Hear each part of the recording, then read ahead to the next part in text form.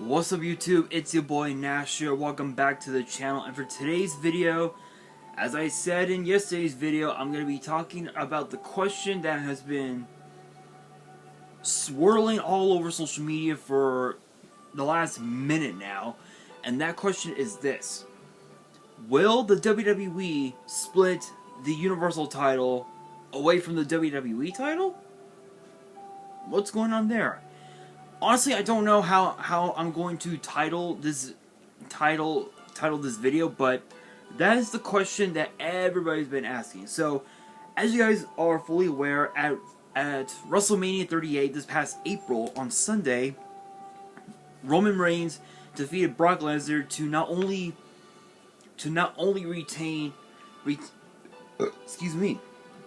retain his Universal title, but to win Brock Lesnar's WWE title, making this his fourth run as WWE champion, and he has held both titles ever since. Now apparently, with Roman's schedule had been reduced to being basically the next Brock Lesnar, apparently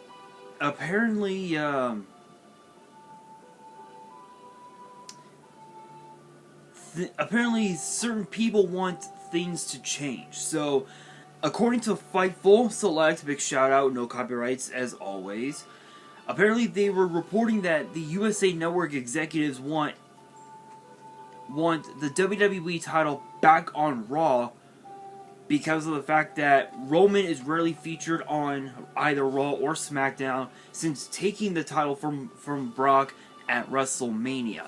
And apparently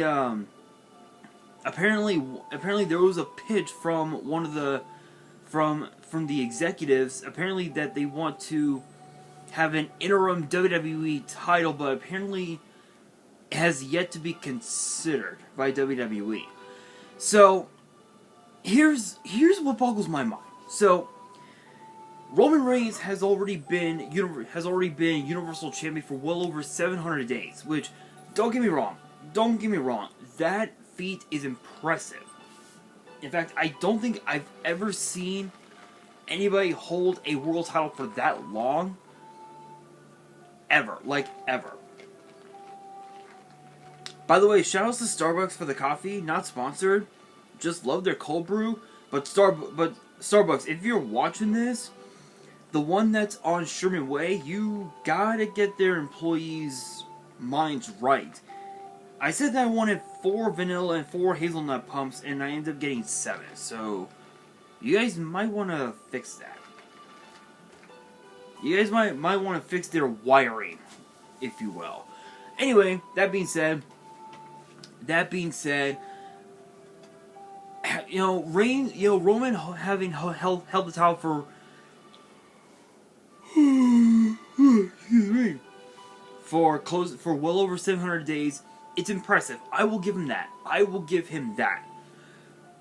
But we all know that his time will come. His time will come, and it could potentially come at Clash at the Castle when he has to defend his title against Drew McIntyre at Clash at the Castle. But now with Karrion Kross in the mix, it's a possibility that we could potentially have a match similar to what happened at WrestleMania 16. And you guys are probably asking yourselves, wait a minute, what are you talking about? What in the hell are you talking about?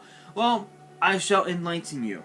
I shall educate you on what I mean. So, at WrestleMania 16, just up the road from where I'm at the Honda Center in Anaheim, originally it was known as the Arrowhead Pond, but they changed it to the Honda Center for some dumbass reason.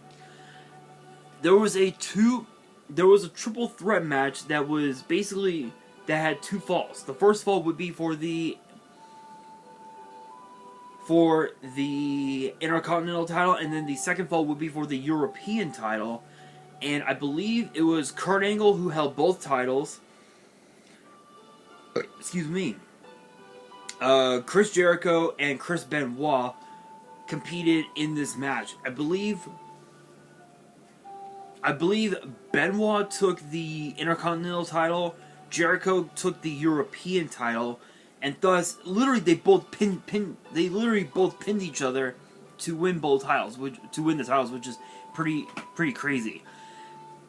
I am honestly under the impression that with Karrion Kross in the mix, I'm under the impression that we might have that match come to pass, have a 2-fall triple threat match in which the first fall will be for the WWE title, the second fall will be for the Universal title. Kross takes the WWE title off of Roman, and then Drew loses the Universal title to Roman, which is a possibility, or it could be the other way around.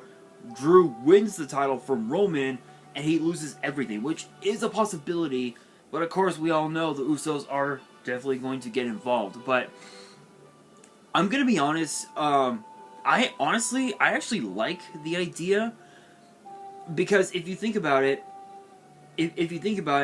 it's not often we see Roman on Raw or SmackDown. It is not often anymore because of the fact that he's basically become the next Brock Lesnar. You know, he shows up when he wants to, and he basically just does what he wants, when he wants, however he wants. The only difference between Roman and Brock Lesnar is the fact that when it comes to Paul Heyman, Roman does his own promos. With Brock, he had to have Paul Heyman do his promos, because when it came to Brock Lesnar, he would just let his fists do all the talking. But of course too, when Paul Heyman was Brock Lesnar's advocate, not all the time, but every once in a while he would take the microphone and just shoot the fuck off. Nowadays, Brock Lesnar cuts his own promos like he was back in 2003, which honestly, I was down for it. I mean, seeing this side of Brock Lesnar, I was all for it. Having Brock Lesnar as a babyface is so much more, is a lot more entertaining than him as a heel, simply because of the fact that with him as a heel, yes, it did give him multiple titles. The problem that I had with him as a heel was the fact that he basically just did not give a good fuck, honestly. Even now, I'll admit Brock Lesnar really doesn't give a good fuck, but when he goes into that ring and he cuts a promo or he competes in that ring, he makes it so much fun. Not fun, but entertaining, if you will. And that was one of the things that I liked about Brock Lesnar, was the fact that even as a babyface, he can still make a match entertaining, like with what happened at SummerSlam with that fucking forklift. If you guys didn't watch the SummerSlam results video or my episode of WWE's Biggest Issue where I gave you guys my review on the card, I highly recommend you guys check those videos out. I swear, SummerSlam probably was the best show. That SummerSlam was one of the best shows I had seen in years. And it's all because of the fact that Triple H is now running things on not just on Raw, but also on SmackDown, on NXT 2.0, and on NXT UK as well. I mean, think about it. Think about it. Just think about it. Liv Morgan as SmackDown Women's Champion. I'm under the impression that was Triple H's idea. Karrion Kross coming back with Scarlett, all Triple H.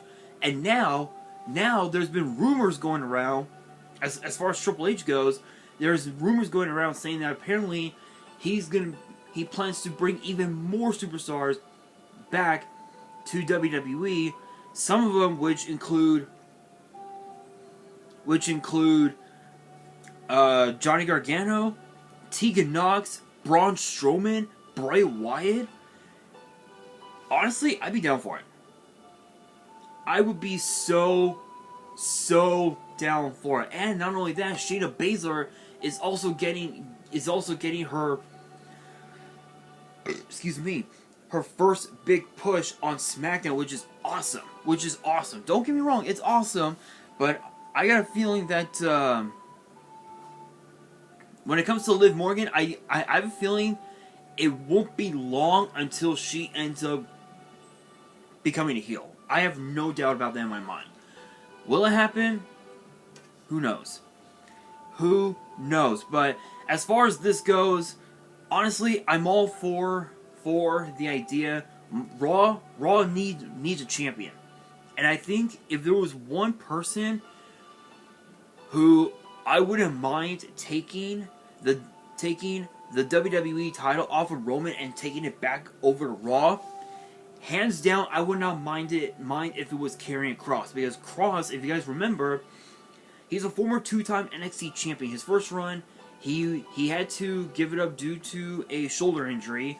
Second run, he defeated Finn Balor at NXT TakeOver Stand and Deliver back in 2021, and he ended up holding the title until TakeOver 36. Was it? Let me see. I gotta go back on my book, because I think it was until TakeOver 36.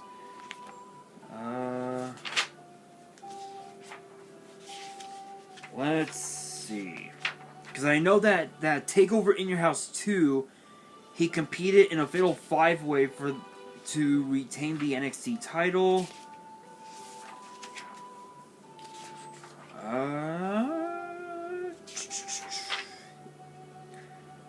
Yes, it was until TakeOver 36, where he lost the NXT title to Samoa Joe, and that was a hell of a match, by the way. In fact, that card had three titles change hands: the NXT UK title, the NXT title, and the $1 million title. Yes, the $1 million championship was on NXT for a minute.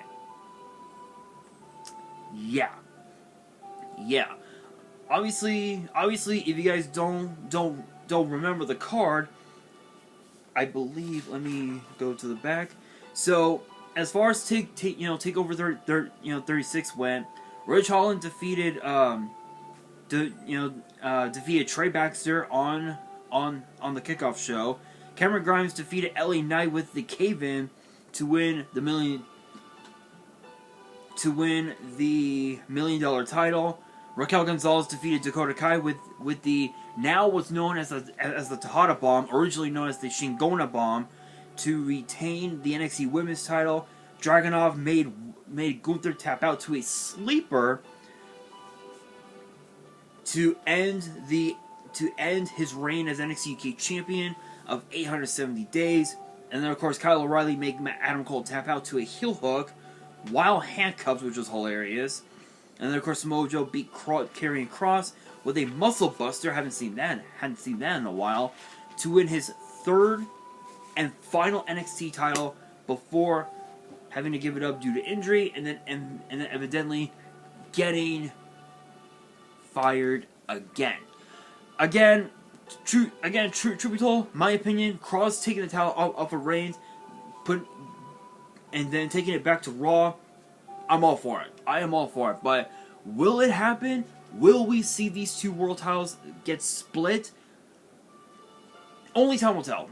Only time will tell. We still have about 3-4 weeks until Clash at the Castle, so it's a possibility that we could see it happen, but only time will tell.